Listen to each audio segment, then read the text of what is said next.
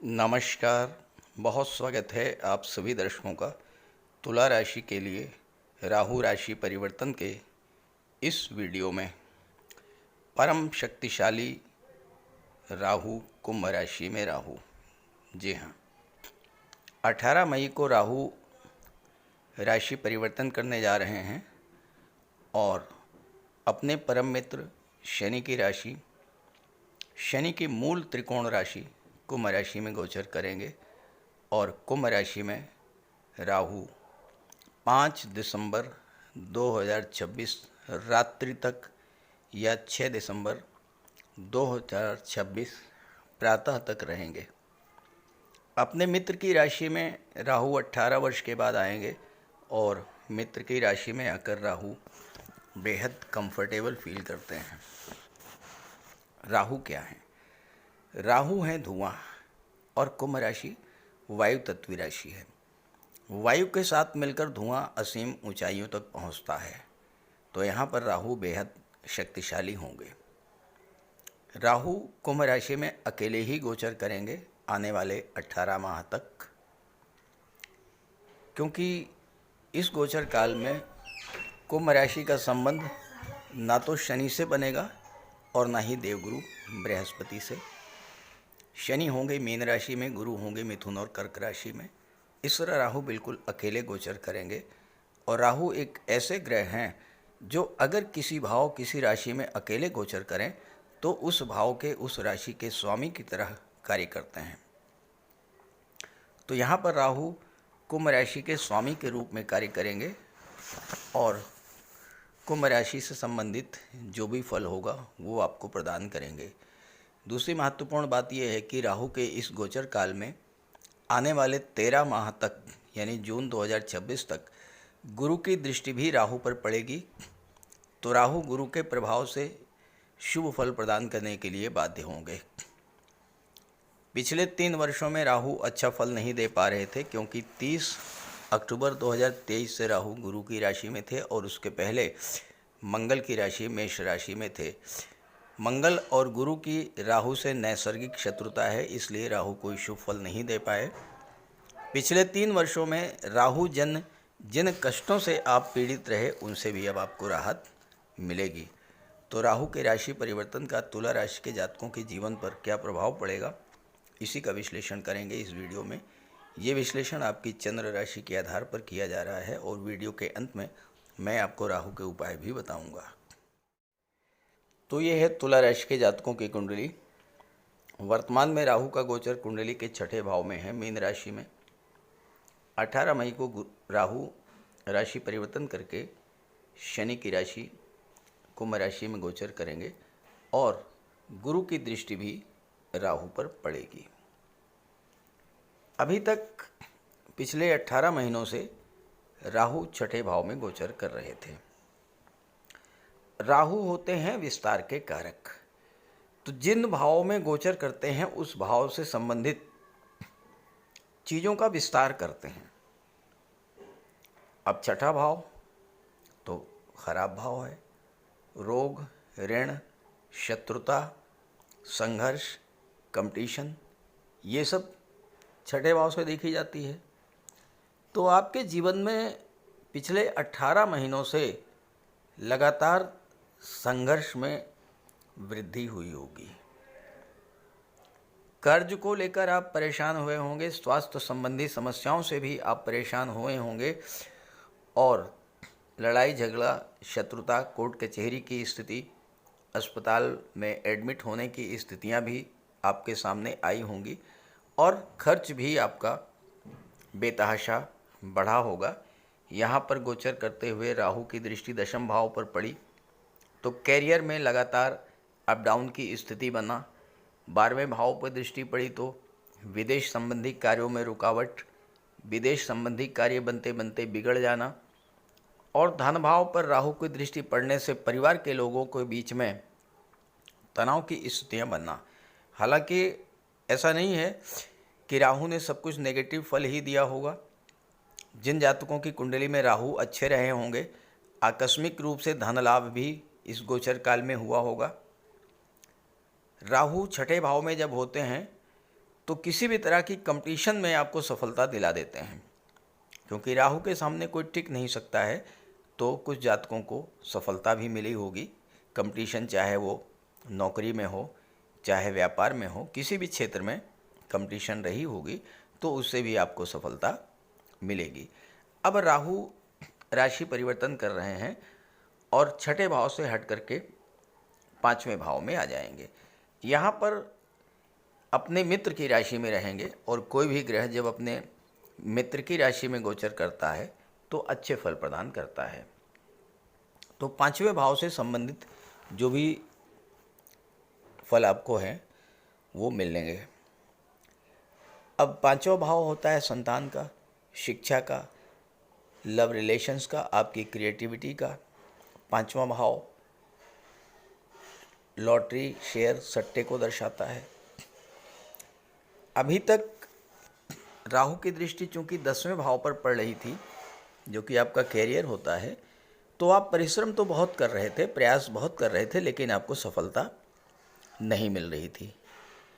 अब चूंकि आपकी कुंडली के पाँचवें भाव में उस समय शनि का गोचर था और शनि चीज़ों को डिले कर देते हैं, तो हो सकता है कि आपने कोई एग्ज़ाम दिया हो, रिज़ल्ट में देरी हुई हो, या आपका फाइनल सिलेक्शन हो गया था, किसी कानूनी अड़चन के कारण नियुक्ति पत्र में देरी हुई हो, नौकरी व्यापार में लगातार समस्याएं आती रही हों, आपका प्रमोशन ड्यू था, नहीं मिल पाया, तो अब ये सारी समस्याएं आपकी सॉल्व करने जा रहे हैं राहु।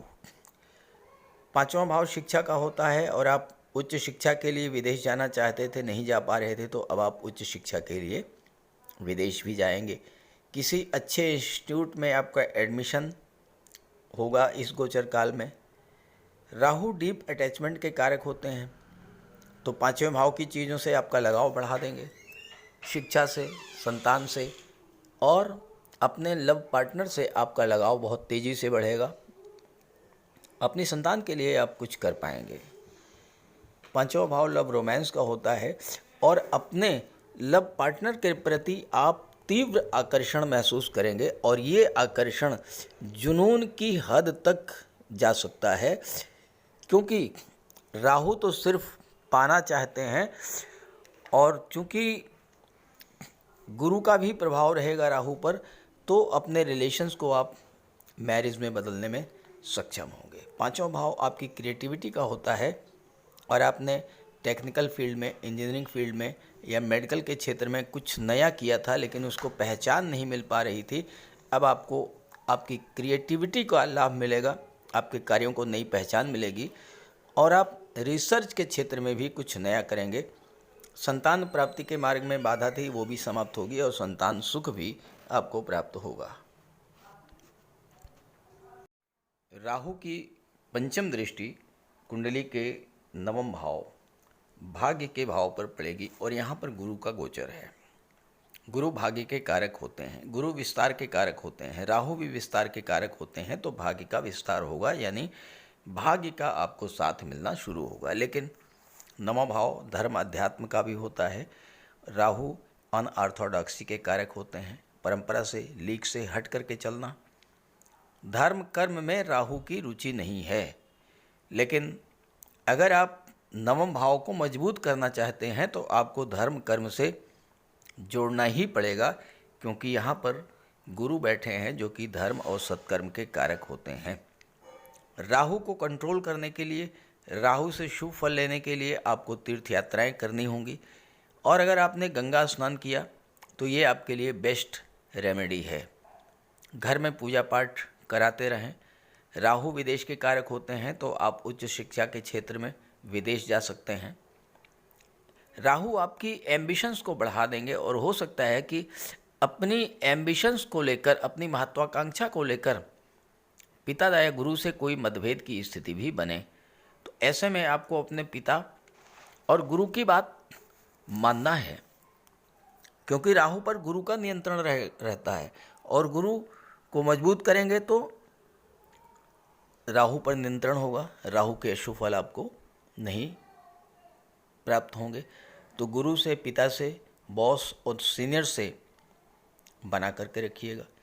अगर आपकी जन्म कुंडली में राहु नवम भाव में शुभ स्थिति में है या राहु की दृष्टि नवम भाव पर है, तो अचानक से भाग्य का साथ मिलना शुरू होगा और भाग्य का साथ मिलने से आपकी महत्वाकांक्षाएं पूरी होंगी, आपके सपने बड़े होंगे और भाग्यवश आप अपने सपनों को पूरा भी करेंगे। इस गोचर काल में आपको अपने ससुराल पक्ष से संबंध बना करके रखने होंगे। राहु की सप्तम दृष्टि कुंडली के एकादश भाव पर पड़ेगी, लाभ के भाव पर। 11वां भाव वो भाव होता है जहाँ से आपकी इनकम का विचार किया जाता है, आपकी प्रॉपर्टी, आपके प्रॉस्पेरिटी, आपकी समृद्धि, आपकी संपन्नता का विचार किया जाता है। और 11वें भाव में राहु का प्रभाव हो तो राहु से ज़्यादा धन कोई दे ही नहीं सकता है। तो यहाँ पर राहु हर तरह का लाभ आपको प्रदान करेंगे, इनकम में वृद्धि करेंगे। अगर आपको अपने एफर्ट्स का लाभ नहीं मिल रहा था, धन प्राप्ति में बाधा आ रही थी, तो अचानक से स्थितियाँ बदलेंगी और अब आपको तेज़ी के साथ धन की प्राप्ति होगी। 11वें भाव में राहु आकस्मिक धन लाभ भी कराते हैं, विदेशों से धन की प्राप्ति होगी और चारों तरफ से धन की बरसात होगी। आपके मित्रों, आपके संबंधियों को भी इसका लाभ मिलेगा।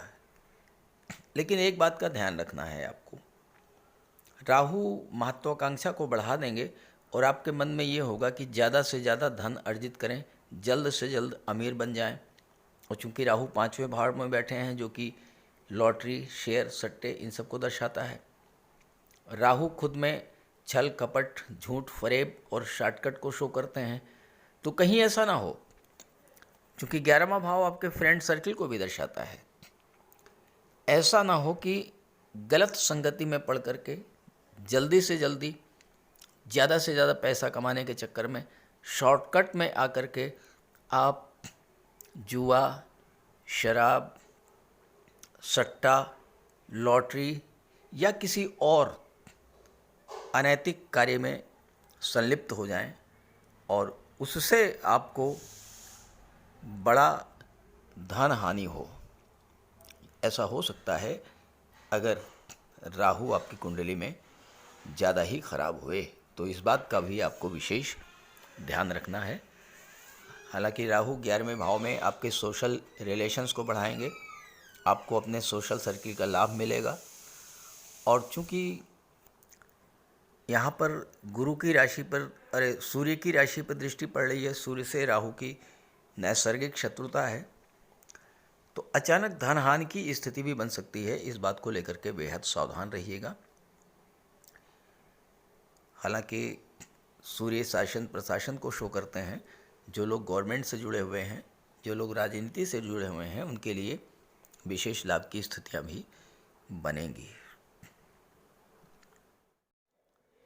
राहु की नवम दृष्टि कुंडली के धन भाव पर पड़ेगी, दूसरे भाव पर। दूसरे भाव से आपके संचित धन, पैतृक संपत्ति, आपके परिवार, आपकी वाणी, आपके भोजन, इन सब का विचार किया जाता है। आपके धन संबंधी वो समस्याएं जो लंबे समय से आपको परेशान कर रही थीं, उन समस्याओं का हल आपको मिलेगा इस समय। दूसरे भाव पर राहु की दृष्टि पड़ने से आकस्मिक धन लाभ का भी योग बनेगा, अचानक से धन का लाभ होगा। पैतृक संपत्ति का कोई अगर विवाद चल रहा था, पैतृक संपत्ति को लेकर किसी तरह की कोई समस्या है, तो राहु के आगे कोई टिक नहीं सकता है। राहु आपको बेहद चतुर चालाक तो बना ही देते हैं, आपकी वाणी में भी अत्यंत प्रखरता होती है। तो इस समय आप पैतृक संपत्ति का विवाद भी सुलझा पाएंगे और वह विवाद आपके पक्ष में रहेगा। पैतृक संपत्ति का लाभ आपको मिल सकता है। राहु आपको इतना चतुर चालाक बना देंगे कि आप हर तरह की फिजूल खर्ची को कैसे रोका जाए, इस पर फोकस करेंगे और आप धन का संचय करना शुरू कर देंगे, क्योंकि गुरु की दृष्टि भी आपके लग्न के भाव पर पड़ेगी और लग्न भाव आपका व्यक्तित्व होता है। तो गुरु आपके ज्ञान को, आपकी बुद्धि को जागृत करेंगे और चूंकि राहु विस्तार के कारक हैं तो धन का विस्तार करेंगे। आपका धन जो इधर उधर फैला हुआ था, किसी को लोन दिया था, गवर्नमेंट के पास रुका था, आपके मित्रों संबंधियों के पास आपका धन पड़ा हुआ था, ये सब पैसा इस समय वापस आएगा। दूसरा भाव परिवार का होता है। अगर आपने अपनी वाणी पर नियंत्रण रखा तो कोई पारिवारिक विवाद था वो विवाद भी सुलझेगा, परिवार का सहयोग मिलेगा और परिवार के सहयोग से आपको धन की प्राप्ति होगी। यहाँ पर राहु आपके बुद्धि बल, चतुराई, स्किल, कौशल को बढ़ाएंगे और इसके बल पर आप धन का अर्जन भी करेंगे और धन का संचय भी करेंगे। राहु आपको मनी माइंडेड बना देंगे और एक एक पैसा खर्च करने से पहले आप 100 बार सोचेंगे। हालांकि लोग आपको कंजूस कह सकते हैं, लेकिन कोई फ़र्क नहीं पड़ता है, धन तो संचित होगा ही। और आपके अंदर बचत की जो आदत राहु के प्रभाव से बनेगी वो आपको धीरे धीरे धनवान बनाती जाएगी और आप महाधनी बन जाएंगे, क्योंकि राहु जिस भाव से संबंध रखते हैं उस भाव का विस्तार करते हैं। राहु शेयर मार्केट के भी कारक होते हैं और 5वें भाव में बैठे हुए हैं, तो शेयर मार्केट से, स्टॉक मार्केट से निवेश करने से आपको धन की भी प्राप्ति होगी। और यहाँ पर राहु आपकी इंट्यूशन पावर को भी बढ़ाएंगे, तो भविष्य में होने वाली घटनाओं का भी आपको आभास होता रहेगा और उसके अनुसार आप अपनी प्लानिंग कर पाएंगे। क्योंकि तुला राशि के लिए राहु प्रबल योग कारक हैं, तो राहु का ज़्यादा से ज़्यादा लाभ लेने के लिए आप राहु का उपाय करते रहिएगा तो विशेष लाभ होगा। बात करते हैं उपायों पर। जीवन में परेशानियां बढ़ रही हों, संघर्ष बढ़ रहा हो, अचानक से आपके जीवन में नकारात्मक घटनाएं घटना शुरू हो जाएं, अचानक से आपको धन हानि शुरू हो जाए, परिवार में कलह शुरू हो जाए, बीमारियों से, रोगों से आप परेशान होना शुरू कर दें, तो आप ये समझ लीजिए कि राहु खराब फल दे रहे हैं। तो राहु के लिए कुछ सामान्य से बहुत सामान्य उपाय हैं, लेकिन बहुत प्रभावी उपाय मैं आपको बताने जा रहा हूँ। देखिए, देवाधिदेव भगवान भोले शंकर ये शनि पर भी नियंत्रण रखते हैं और राहु पर भी नियंत्रण रखते हैं। और अगर आप भगवान भोले शंकर की आराधना करते हैं तो शनि भी नियंत्रित रहेंगे और राहु भी कंट्रोल में रहेंगे। तो राहु के लिए आप सोमवार और शनिवार के दिन जल में काला तिल मिला करके शिवलिंग पर अर्पित कीजिए, भगवान भोले शंकर की आराधना कीजिए। राहु के नेगेटिव फल मिलना बंद हो जाएंगे। इसके अलावा दुर्गा सप्तशती में कहा गया है, छाया रूपेण संस्थिता या देवी सर्वभूतेषु छाया रूपेण संस्थिता। तो माता दुर्गा जो हैं वो छाया का रूप हैं और राहु भी छाया हैं, शनि की छाया। तो माता दुर्गा की आराधना करने से, दुर्गा चालीसा का पाठ करने से भी राहु शांत होते हैं। और इसके बाद स्नान करने के बाद प्रतिदिन 108 बार राहु का बीज मंत्र ओम रांग राहवे नमः, ओम रांग राहवे नमः 108 बार जप करने से राहु के अशुभ प्रभाव में कमी आती है। स्नान करने के जल में कुश डालकर स्नान करने से भी राहु नियंत्रित होते हैं। और शनिवार के दिन सुबह पीपल के वृक्ष में जल चढ़ाने से और शाम को घी का दीपक जलाने से भी राहु नियंत्रित होते हैं। और इसके अलावा पक्षियों को बाजरा डालने से भी राहु पर नियंत्रण पाया जा सकता है। और इसके अलावा अगर आपको राहु विशेष कष्ट दे रहे हों तो शनिवार के दिन एक नारियल, 11 बादाम एक काले वस्त्र में लपेट करके अपने सिर के चारों तरफ 7 बार उतार करके जल में प्रवाहित कीजिए। राहु को देवगुरु बृहस्पति कंट्रोल करते हैं, तो राहु को कंट्रोल करने के लिए देवगुरु को बलवान कीजिए। और देवगुरु तो गुरु हैं, शिक्षक हैं। अपने गुरु की, अपने पिता की, वृद्ध जनों की सम्मान कीजिए, उनका आशीर्वाद प्राप्त करते रहिए। गुरु को बल मिलेगा, राहु पर नियंत्रण होगा। और इसके अलावा राहु ससुराल पक्ष के कारक होते हैं, तो अगर राहु खराब हैं तो भूल करके भी ससुराल पक्ष से संबंध खराब मत कीजिएगा। तो ये छोटे छोटे उपाय हैं। और इसके अलावा गोमेद भी धारण किया जा सकता है, लेकिन किसी योग्य ज्योतिषी की सलाह लेकर।